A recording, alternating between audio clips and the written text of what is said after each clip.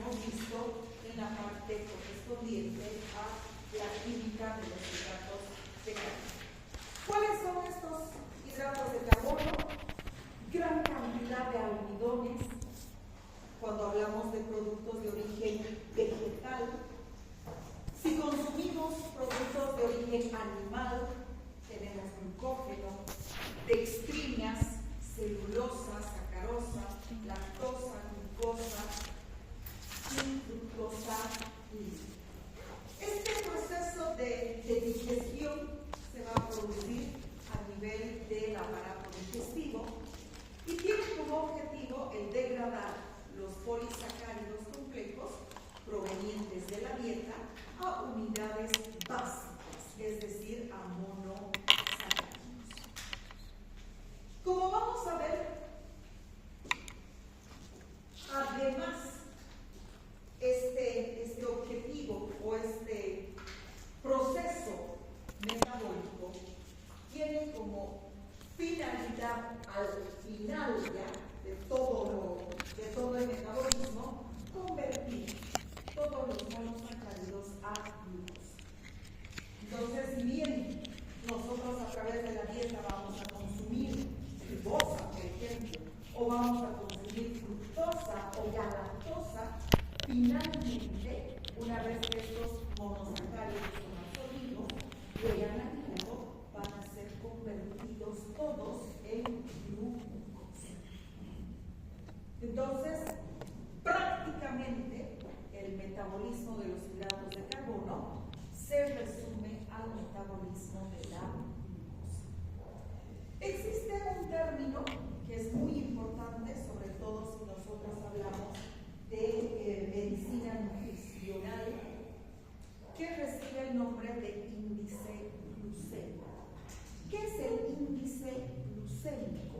Es un concepto clínico y nutricional que mide la velocidad con la que los carbohidratos de un alimento se digieren. Lo primero, ¿a qué velocidad se digieren los hidratos de carbono?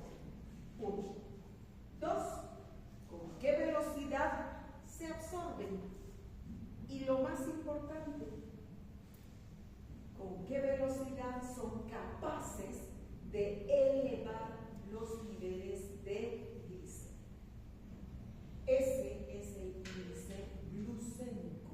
No es la cantidad de glucosa en circulación sanguínea, eso es glicemia.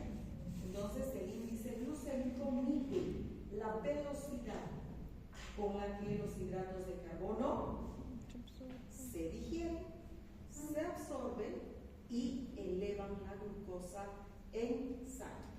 Obviamente, después de haber sido consumidos. Y en comparación con un alimento de referencia. ¿Y cuál es el alimento de referencia? Pues la glucosa pura.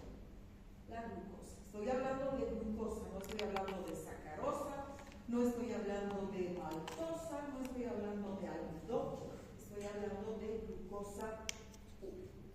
Y de acuerdo a esto, el índice glucémico puede ir entre 0 y 100 o entre 0 y 1, depende de la literatura, ¿sí? Lo único que hay que hacer es aumentar los ceros, ¿sí? Entre 0 y 1 o entre 0 y 100. Entonces, 0 corresponde a aquel hidrato de carbono que no se digiere, no se absorbe y por lo tanto no me eleva los niveles de glucosa. Ejemplo, la celulosa. La celulosa no se digiere, por lo tanto tiene un índice glucémico de 0. Mientras que los almidones tienen un índice glucémico de 100 o de 1. Es decir, que son comparativamente, tienen un índice glucémico igual al de la glucosa pura.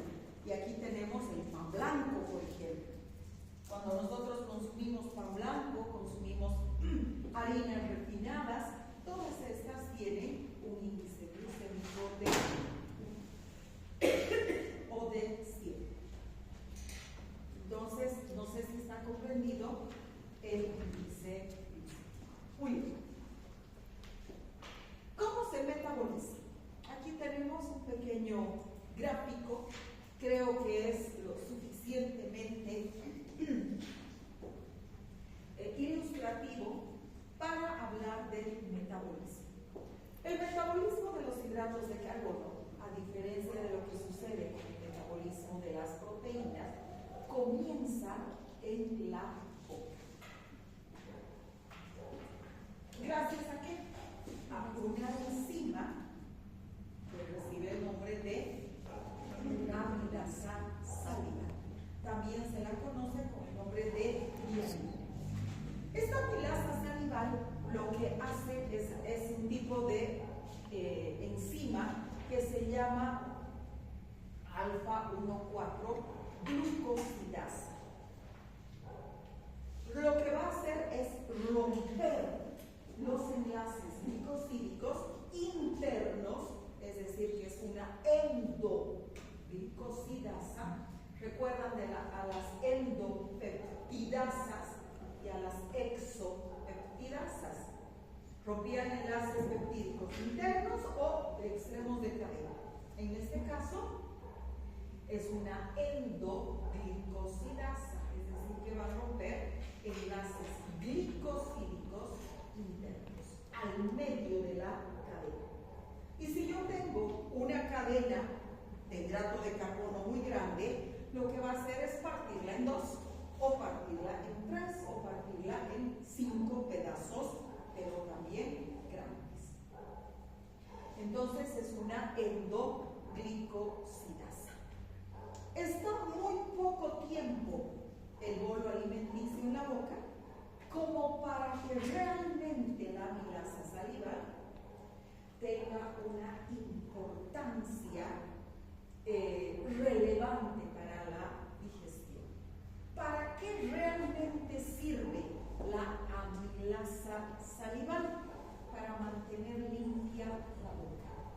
Después de haber consumido los alimentos, la amilasa salival de lo que se encarga es de degradar los hidratos de carbono que hubiesen quedado retenidos, por ejemplo, entre los dientes. Entonces se encarga de limpiar los dientes, de limpiar la boca. Y esto se ha comprobado en aquellos pacientes que están sometidos, por ejemplo, a quimioterapia, a radioterapia como consecuencia de procesos neoplásicos, en los que se produce una destrucción de las glándulas salivales. Y como consecuencia de esta destrucción, no hay la formación o la liberación de la amilasa salival. Y estos pacientes inmediatamente comienzan con caries bucales, dentales. Entonces es muy importante la amilasa para limpiar los dientes. Cuando hay en pacientes con quimioterapia, cuando hay destrucción de las glándulas salivales, inmediatamente, bueno, no es hoy día, mañana, ¿no? Sino que estos pacientes van a tener una mayor cantidad de caries dentales. Muy bien. Una vez que nosotros deglutimos el bolo alimenticio, este llega al estómago. ¿Qué sucede con el ácido clorhídrico? A diferencia de lo que sucede con las proteínas, que produce la desnaturalización de las proteínas, en el caso del ácido clorhídrico no tiene una función sobre los hidratos de carbono. No tiene. Entonces, a nivel del estómago, no vamos a tener un metabolismo de los hidratos de carbono. Una vez que está en el estómago, pasa hacia el duodeno. ¿Y qué es lo que va a suceder? A nivel del duodeno, vamos a tener el estímulo, la colecistocinina o la pancreosomina, va a provocar la liberación de la amilasa pancreática. Entonces, esta amilasa pancreática es la que se va a encargar de romper los enlaces alfa-1. Pero no nos olvidemos que los hidratos de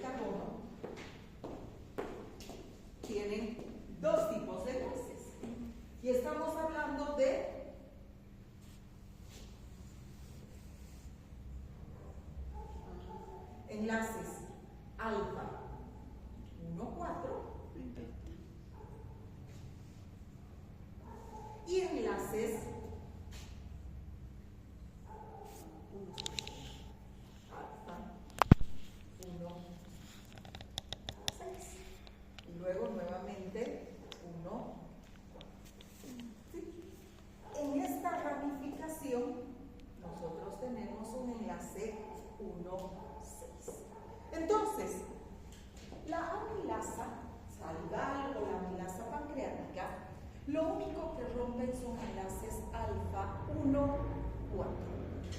No rompen más. ¿Qué es lo que se va a formar como consecuencia de la acción ya de la amilasa pancreática?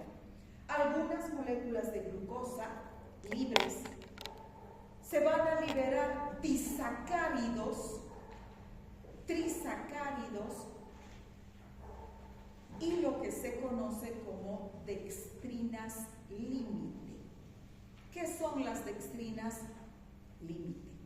Son pequeñas moléculas, pero que tienen como característica este enlace 1,6. ¿Por qué? Porque la amilasa no puede romperme a este enlace 1,6.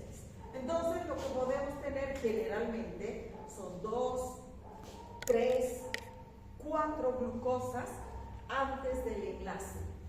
Lo mismo, 3, 4 glucosas después del enlace y obviamente aquí 2 o 3 en el enlace 1,6. Entonces, básicamente esta sería una dextrina. Esta sería básicamente una dextrina. Muy bien. Entonces, la amilasa pancreática, su estímulo de liberación, la colecistocilina, rompe enlaces alfa 1,4 y lo que vamos a tener son ya monosacáridos, algunos disacáridos, trisacáridos, pero lo más importante, las dextrinas límites. ¿Qué es lo que va a suceder a nivel del borde en cepillo? A nivel del borde en cepillo vamos a tener una enzima que recibe el nombre de isomaltasa. Isomaltasa. ¿Y qué función tiene la isomaltasa? Justamente lo que nos falta, que es destruir, romper el enlace alfa 1,6. Esa es la enzima que me va a romper el enlace alfa 1,6. ¿Y qué voy a tener? Disacáridos o cadenas de 4 o de 5 glucosas. Actúa nuevamente la amilasa y terminamos. ¿Qué más hay a nivel del borde en cepillo? Hay las disacaridasas. ¿Y cuántas disacaridasas tenemos? 3. ¿Cuántas? La sacarosa que No, ¿qué decir? la enzima. Ah, eso es sacarasa. La sacarasa. Lactasa. La lactasa. Y la Maltasa. maltasa. Entonces ahí vamos a tener las 3 enzimas que se llaman disacaridasas. La sacarasa, la maltasa y la lactasa, que van a actuar obviamente contra la sacarosa, contra la maltosa y contra la lactosa. Al final, todo ha sido degradado hasta monosacáridos. Tengo el 100% de las moléculas convertidas en monosacáridos. ¿Qué nos queda? Absorción intestinal. 2 mecanismos: difusión facilitada y transporte activo. Esos son los 2 mecanismos a través de los cuales los monosacáridos van a ingresar al enterocito. Vía vena porta de la sangre, son solubles en agua, perfectamente solubles en agua, no necesitan transportadores y estos monosacáridos van a llegar al hígado. ¿Y qué va a suceder en el hígado? Pues van a ser metabolizados, si necesito energía, van a ser distribuidos a todo el organismo o van a ser almacenados. Ahora, ¿qué pasa con la celulosa? La celulosa, como vamos a ver, es una molécula que se la conoce como fibra dietética insoluble. Es importante aquí hacer un pequeño paréntesis, indicando que la fibra dietética puede ser de dos tipos. Puede ser fibra dietética soluble o puede ser fibra dietética insoluble. ¿Cuál es la diferencia? Desde el momento en que nosotros hablamos de fibra dietética, quiere decir que no tenemos enzimas para digerirlo, que son glúcidos que tienen enlaces glicosídicos ¿de qué tipo? Beta. Tienen enlaces glicosídicos beta. Pero ¿y por qué una es soluble y la otra es insoluble? En agua. Una es soluble en agua y la otra es insoluble en agua. La celulosa, que hemos dicho que es celulosa, el algodón con el que curamos las heridas. ¿Sí? Una lechuga tiene gran cantidad de celulosa. ¿Son solubles en agua? No. No. Esa es la fibra dietética, insoluble en agua. Mientras que las pectinas, por ejemplo, no sé, ¿alguno de ustedes conoce una fruta que está súper llena de pectinas? Se me ha ido el nombre. Membrillo. El membrillo. ¿No? Sí. Cuando hacemos jugo de membrillo le sale como un moco, le sale como un gel, ¿no ven? O cuando hacemos jugo de linaza, ahí está, hacemos cocer la linaza, le sale como un gel, esa es la pectina, esa es fibra dietética soluble. No se metaboliza, no tenemos las enzimas, pero es muy importante. ¿Por qué? Porque tapiza la mucosa gástrica. Entonces, no se absorben, no se metabolizan.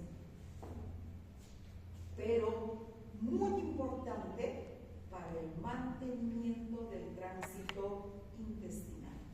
Le va a dar esta fibra dietética, le va a dar consistencia a la materia fecal. Va a mantener la materia fecal blanda. ¿Por qué? Porque sabemos que el algodón absorbe gran cantidad de agua. ¿Y qué tiene? Celulosa. Entonces va a permitir que la materia fecal sea blanda. De tal manera que vamos a prevenir enfermedades gastrointestinales. Y por último, va a regular el metabolismo. Y aquí tenemos a la fibra soluble. ¿Por qué? Porque esta fibra soluble va a evitar que algunas moléculas, como el colesterol, sean fácilmente absorbidas. Entonces, ¿qué le vamos a dar a un paciente que tenga una hipercolesterolemia? Fibra soluble. ¿Está comprendiendo?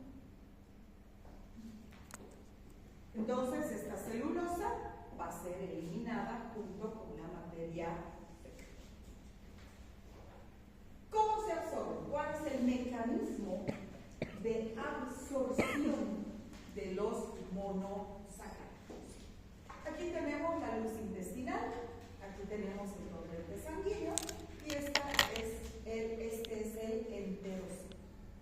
Membrana apical, membrana vasolateral. Entonces ya tenemos aquí glucosa, galactosa y fructosa, los principales monosacáridos.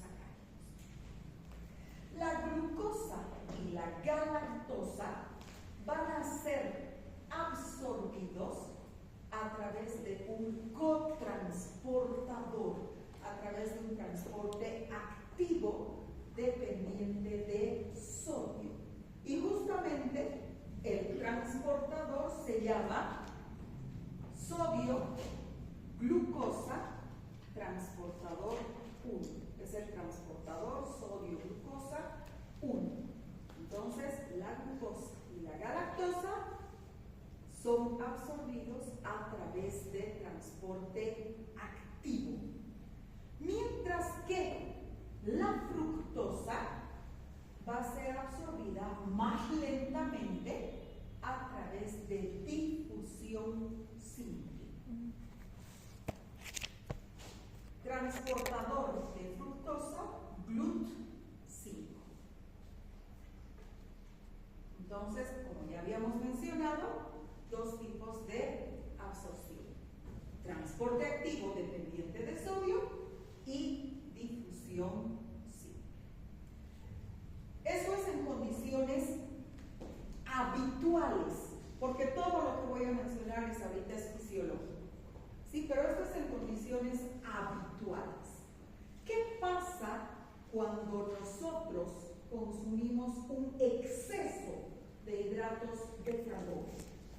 Cuando consumimos exceso de hidratos de carbono, van a aparecer a nivel del borde del cepillo, la membrana apical, van a aparecer otro tipo de transportadores que fisiológicamente están en la membrana vasolateral, que son los GLUT2. Entonces, cuando consumimos exceso de hidratos de carbono, hay más cantidad de transportadores.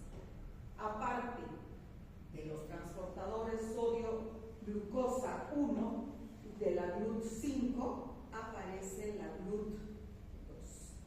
Entonces, esto va a permitir que en muy poco tiempo seamos capaces de absorber una mayor cantidad de hidratos de carbono. ¿Y esto por qué?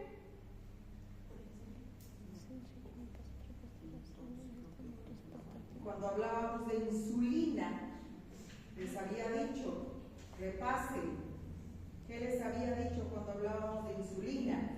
Que se creía en algún tiempo que las células intestinales, los enterocitos, también producían insulina, pero no lo hacen.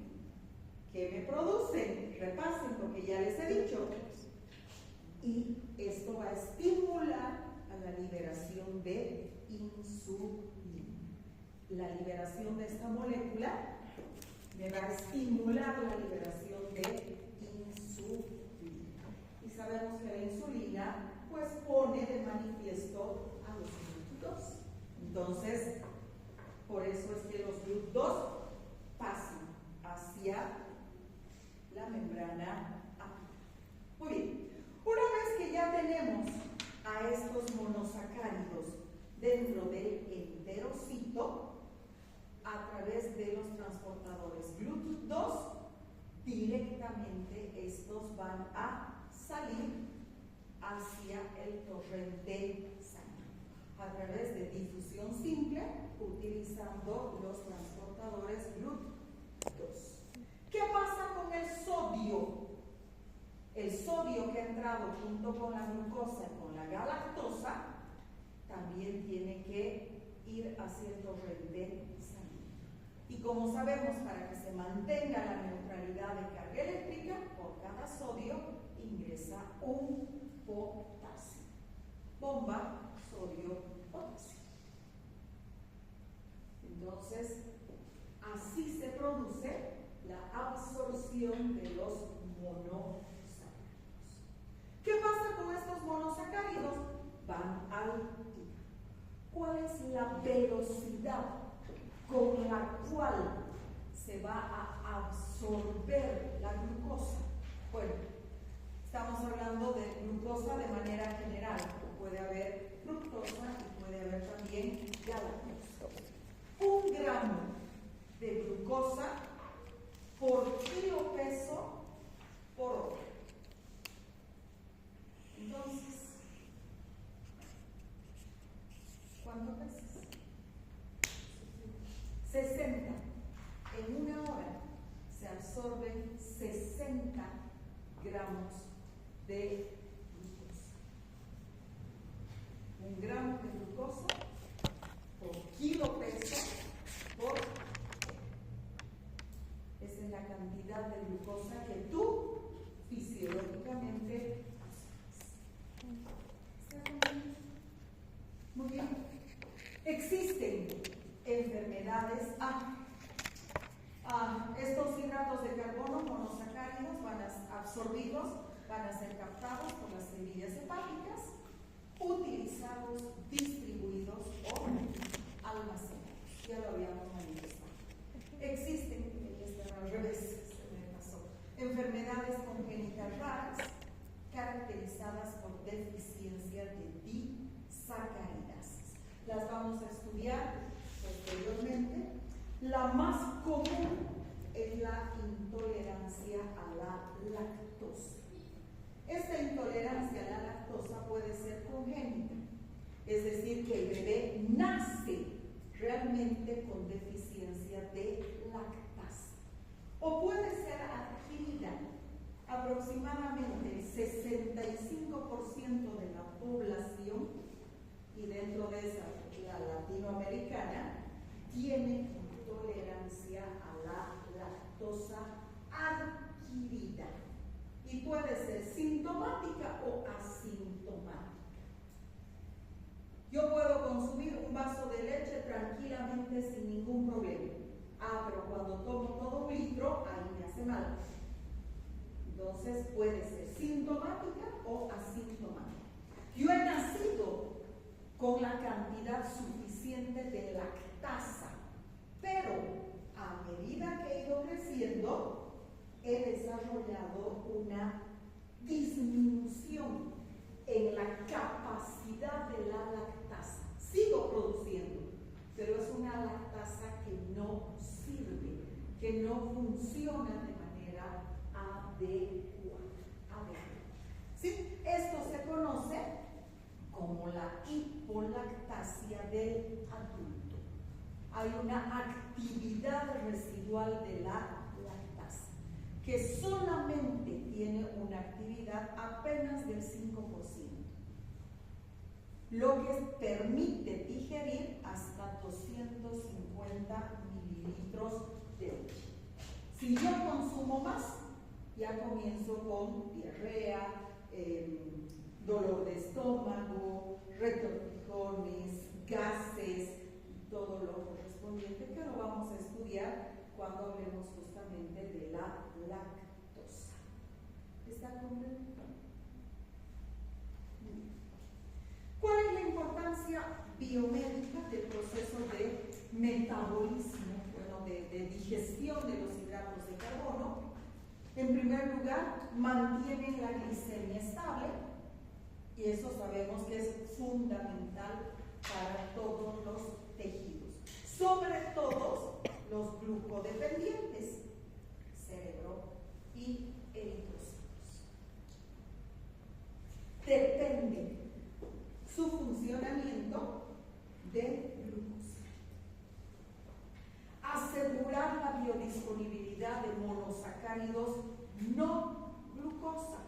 Necesito fructosa y galactosa, y los va a dirigir en el hígado a rutas como la glucólisis o la gluconeogénesis y precursores biosintéticos. Necesito ribosa, necesito aminoazúcares, necesito ácidos urónicos. Entonces, todo esto depende de quién, de la glucosa, y que llegue glucosa de manera adecuada. Y para terminar por hoy, lo que les estaba comentando que es la degradación de la celulosa, que en realidad ni siquiera debería ser degradación. ¿Qué es lo que sucede? Se trata de un polisacárido de glucosa lineal y que se encuentra formado por enlaces beta 1, 4. Enlaces glicosídicos beta 1, 4.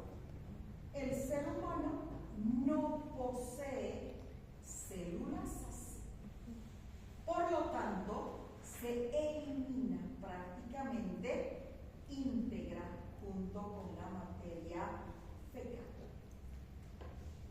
¿Quiénes son capaces de degradar la celulosa? Los rumiantes. Los rumiantes, o sea, las vacas, los caballos, todos estos animales que se alimentan de pasto.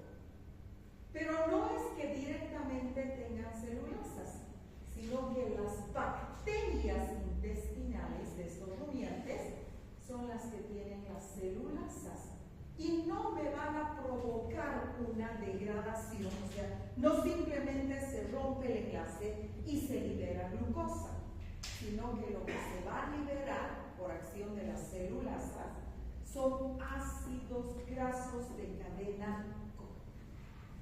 Entonces, estos rumiantes, en su flora bacteriana y pequeños protozoarios, tienen enzimas que degradan la celulosa a productos finales como ácidos grasos de cadena corta. No me liberan glucosa. La celulosa, cuando es metabolizada en los rumiantes, no libera glucosa, libera ácidos grasos de cadena corta.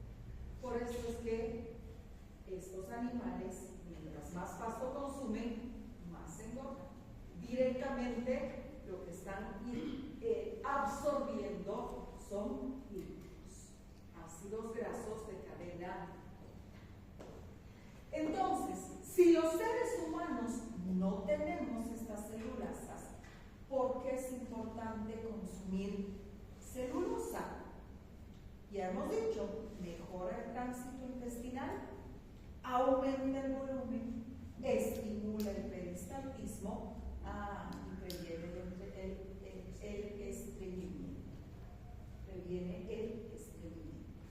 Control metabólico, también hemos hablado. Primero, producen una sensación de saciedad.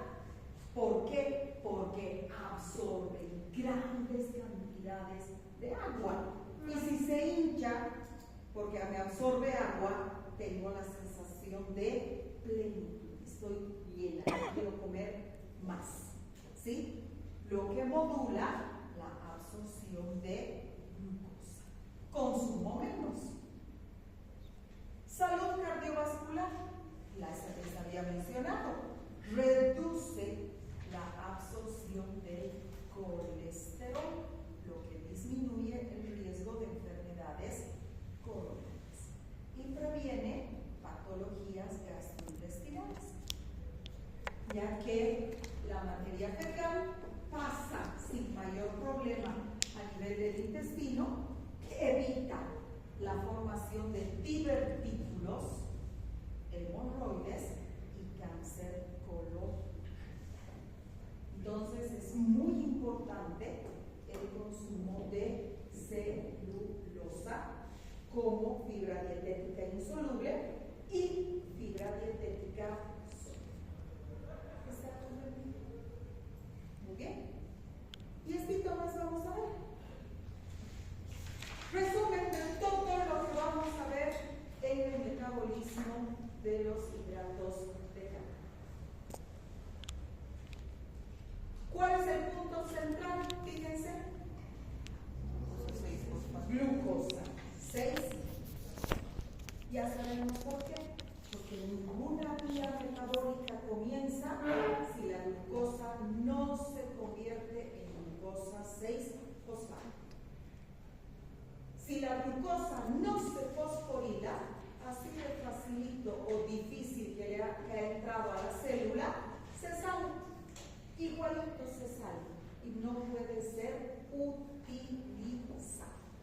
Entonces tenemos glucosa 6-fosfato. Hacia arriba, glucogénesis, formación de glucógeno. O glucogenólisis, degradación del glucógeno. Producto, glucosa 6-fosfato. Hacia abajo, glucólisis, anaerobia, hasta piruvato. Y sabemos que el piruvato inmediatamente lacta. O si prefieren en forma de ácidos, ácido pirúvico y ácido láctico. Ionizada o neutra. ¿Sí? El piruvato puede continuar con la glucólisis aerobia hasta acetilcoenzima, inicia el ciclo de Krebs, transporte, cadena transportadora de electrones y finalmente se metaboliza hasta dióxido, agua y ATP. Síntesis a partir del piruvato, gluconeogénesis. ¿Cuál es el producto? Glucosa 6-fosfato. Y hacia la izquierda, la vía de la pentosa fosfato. La glucosa se convierte en ribosa. Eso es lo que tenemos que ver. Súper fácil. ¿Cuántas clases para terminar con el metabolismo de los hidratos de carbono?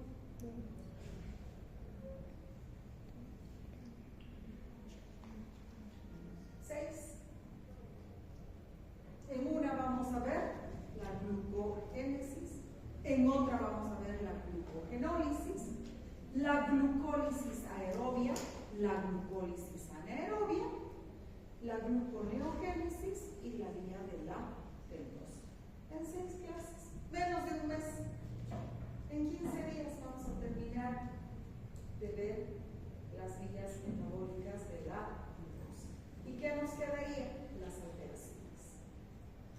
Y aquí vamos a ver más o menos unas 4 semanas, unas 4 clases, 2 semanas y media, y vamos a ver diabetes, hipoglucemia.